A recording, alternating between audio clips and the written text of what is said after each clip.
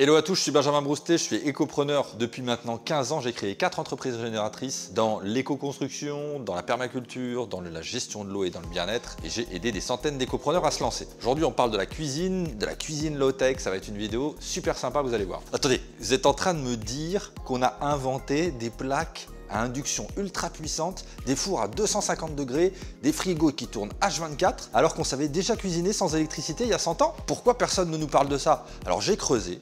Et ce que j'ai découvert, c'est complètement dingue. La cuisine zéro énergie existe et on l'a complètement oublié. Alors ok, quelques chiffres pour qu'on comprenne bien l'absurdité de notre situation. 15% de la consommation électrique d'un foyer vient de la cuisine. 1,2 milliard de personnes vivent encore sans accès à l'électricité et cuisinent très bien sans. Donc on consomme de l'énergie à mort, on dépend des prix de l'électricité alors qu'il y a des techniques qui existent déjà depuis des siècles pour amoindrir cet impact et cette consommation, voire même s'en passer. Mais alors, c'est quoi ces techniques oubliées? Eh bien, parlons de la marmite norvégienne, qui est une espèce de thermos géant. Imaginez un appareil qui cuit votre repas, même après avoir éteint le feu. Le principe, c'est quoi? On porte un plat à ébullition, et puis on l'isole dans une espèce de caisse recouverte de couverture et d'isolant. Et il continue à cuire seul avec l'inertie de la température.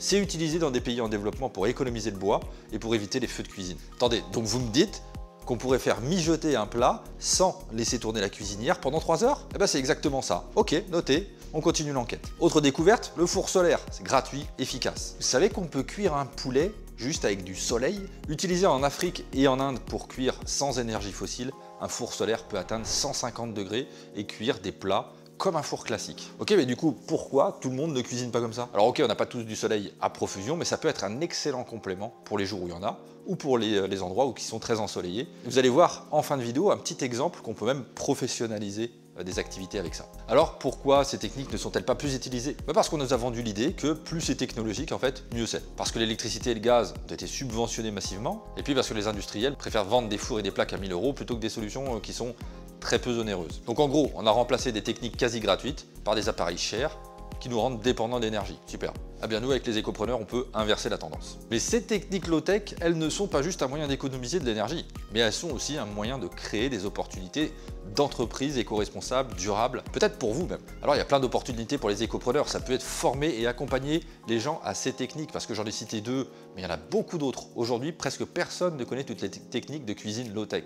Imaginez celle ou celui qui va former des particuliers, des restaurateurs, des collectivités à utiliser ce type de cuisine et ce type d'accessoires. Ça peut être des formations en ligne aussi, des ateliers pratiques, donc du consulting pour les restaurants. Par exemple, créer une formation ou un atelier pratique sur l'utilisation des fours solaires, des marmites norvégiennes pour les particuliers, des chefs qui sont engagés, il y en a de nombreux aujourd'hui. Ça peut être aussi créer et vendre des équipements low-tech. Donc lancer un business de fabrication, de vente d'équipements de ce type, ça peut être des marmites norvégiennes, ça peut être des fours solaires, ça peut être des kits de conservation naturelle. Il y a vraiment un marché en pleine émergence là, donc il faut en profiter. On a comme exemple l'Oreca, par exemple un site qui référence et qui commercialise des solutions no-tech innovantes pour la cuisine, puis pour d'autres endroits de la maison comme la salle de bain, etc.